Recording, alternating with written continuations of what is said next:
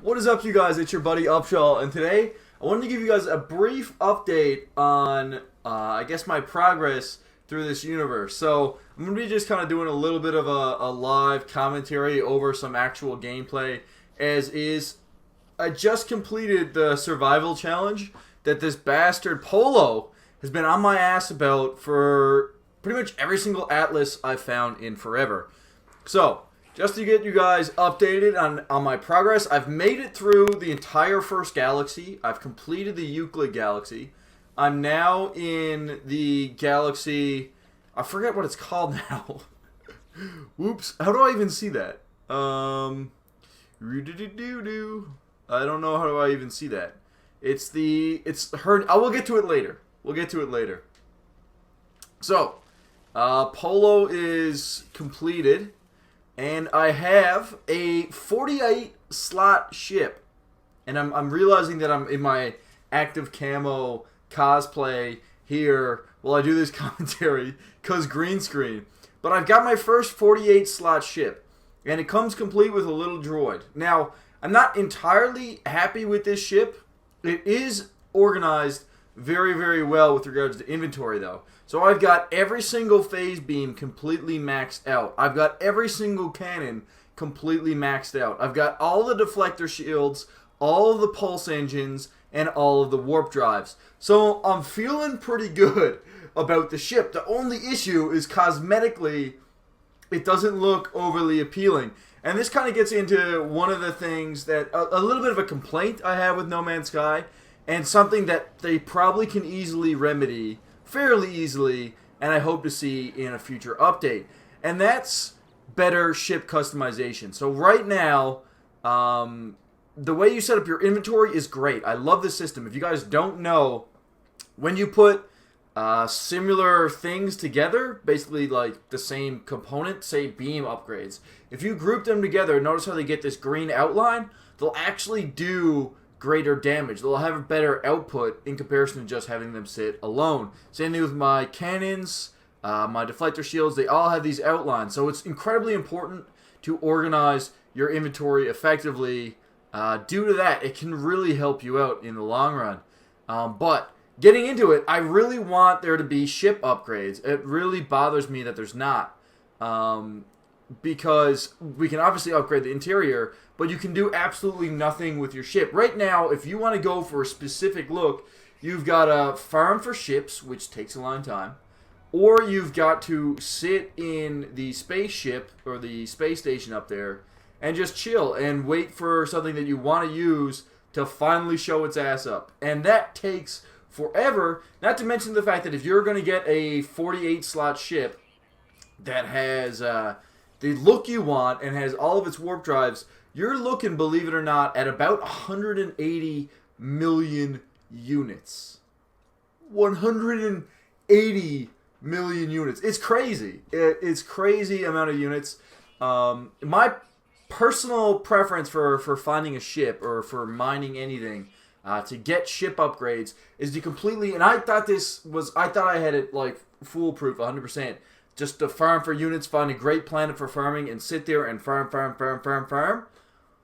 But, throw that out the window. It takes way too damn long. I think the best method now for getting better and better ships and better inventory is, and while I sit here selling stuff for cash, is to actually go and find ships on planets and sort of farm them. So the best way to kind of farm ships, and I know farming, how does that make sense? You can't farm a ship. But what you actually do is you'll go and find observatory towers. They'll have little codes in them, and you can complete the code. It's usually pretty basic math, like very basic math. It's not too hard to complete. And if you do those, you'll get access to like a little target, essentially, for a ship. So the best way to do it, I think, is to look out for a little yellow beacon in the sky, such as that right there. Now, what you can do, this next step's pretty easy. So this whole center is not a observatory. You can generally tell when it's an observatory because it'll have like something that resembles a radar. This doesn't resemble a radar. That looks like a water tower of some sorts. But you'll want to look for something that you want to look for something like a satellite beacon or something. So what you can do to find one of those is you can go up to these yellow floaty things that are just spiraling up into the sky, and then you just craft a bypass chip, easy enough, 10 carbon, 10 iron. Anybody can get that. Your grandma can get that. There's no trouble at all to find 10 carbon, 10 iron. And then boom! Observatory detected. Now it's just 2 minutes away. We'll go on over yonder. And you know what you can do? I'll show you another tip, actually, before I go. Sometimes that might not be the kind of observatory we're looking for. So, you can make additional bypass chips. I'm about to get roasted because my my stuff is weaning out here. I think I might have... Yeah, okay, it's radiation offline. Zinc. Alright, we're not going to die today. So you can actually scan them twice. As long as you keep producing bypass chips, you can keep scanning and you can keep finding these transmission towers. And it has to be transmission. That is where you'll find the code to decrypt for finding a downed ship. So I think a shelter might be more so what we're looking for. But we're going to scan this one more time. Alright, so now that we're back from our jump cut, we found the type of observatory that we need. Okay, so this is kind of what the building looks like. Big old beacon going up into the air. And you'll come in here and you'll see the desk and it will look exactly like this. You'll see a bit of a variation of desk types as you go into these transmission towers. But the one where you got two things stood up is the one where you'll find ship coordinates. And that'll kind of make sense in a second, because they always kind of beam in different information. Sometimes these will show you the direction for ruins. Sometimes it'll just give you general information. Sometimes it'll yield you blueprints. It's kind of tough to tell.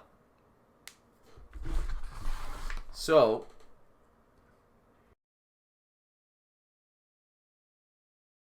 alright, there we go. We have it.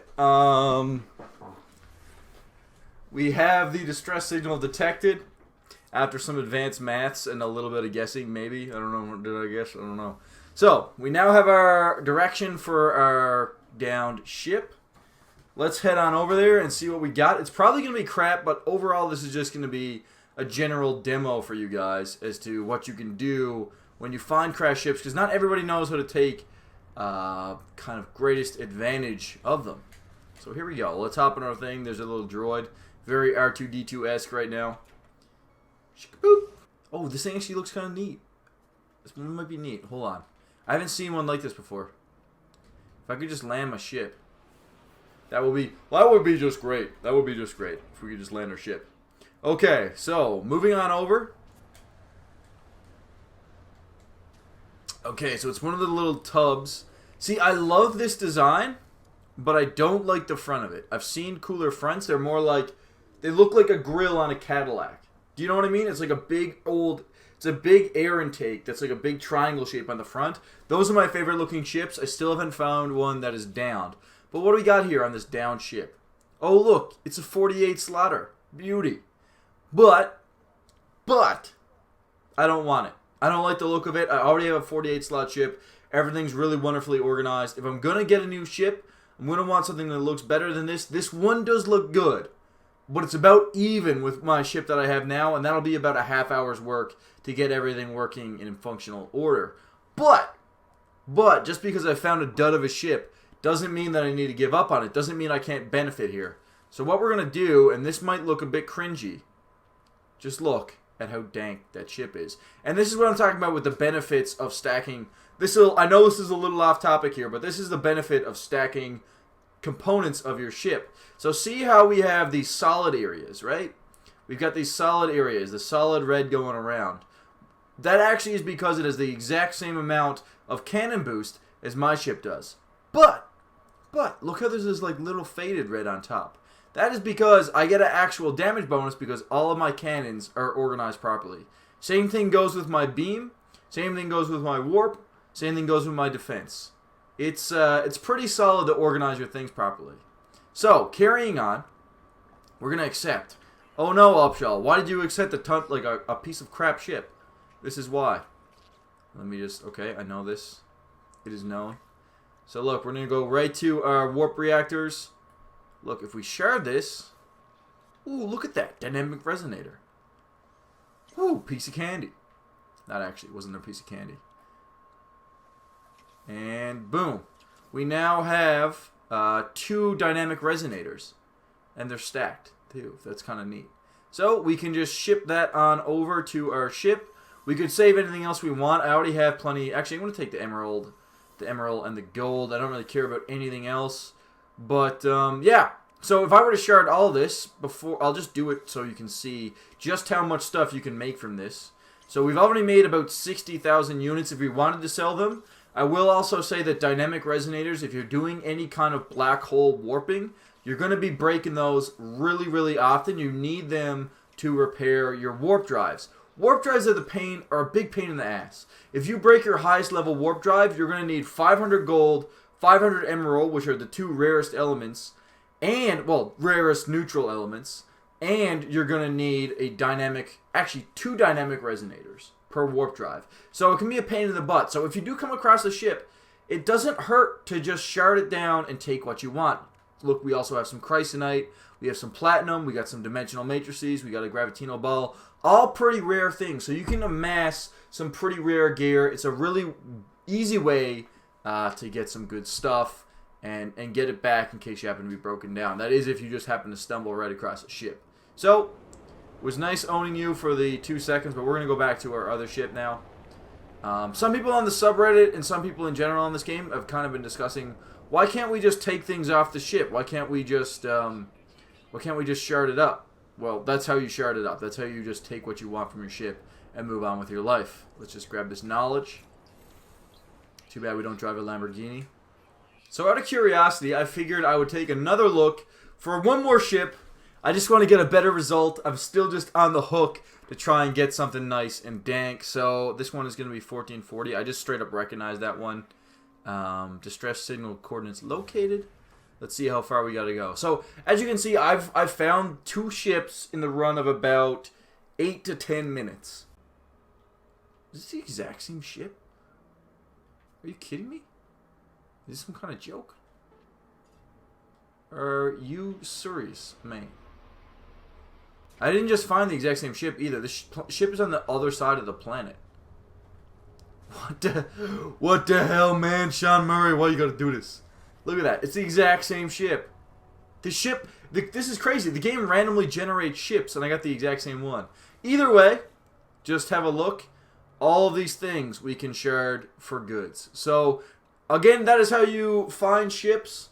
I figured I'd just make a quick video kind of breaking down how you do that, why I have a 48 slot ship. I have a 48 slot exosuit. I've got all my upgrades stacked on top the way I like it. I like to keep things fairly organized, and which is funny because my room's probably a mess right now. But yeah, I have pretty much everything stacked out except for my multi-tool. I did actually find a 24 slot multi-tool, which is the max, but I didn't like the look of it. I didn't like the look of it. And I figured if I'm going to get a 24 slot multi-tool, the 24 slot multi-tool I'm going to get is going to be one I really like the look of, and then I'll just completely stack it out exactly the way I want it. So thank you guys for watching today's video. I hope it helped. I will be rolling out more in-depth No Man's Sky kind of videos, breakdowns, tips, guides, news in the next coming weeks and in the future. And I will be streaming, of course, pretty much as always on the channel. I try to stream pretty much every single day. So, I hope you guys enjoyed the video. I hope you guys like the ship. Don't get too adjusted to it yet. I still need to find that big beauty with the big-ass Cadillac grill on the front of it. Once I do, then we'll say goodbye to the Nuki Hachi S77.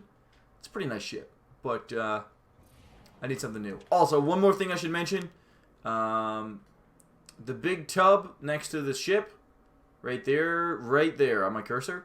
Make sure you check that. That can give you good blueprints. I got the Theta warp up drive for my ship, which is the biggest upgrade for your warp drive you can get. That'll take you from being able to jump around about 800 light years, I believe, with the Sigma, no, the Tau upgrade, to as much as 1600 light years away, provided you have everything set up properly. So that's a huge upgrade. Definitely look into that. But thank you guys for watching. Apologize for the rambling, if there was any. and I'll see you guys soon. I think next video will be the best way to stack your ship to dunk on scrubs and to farm up the capital ships.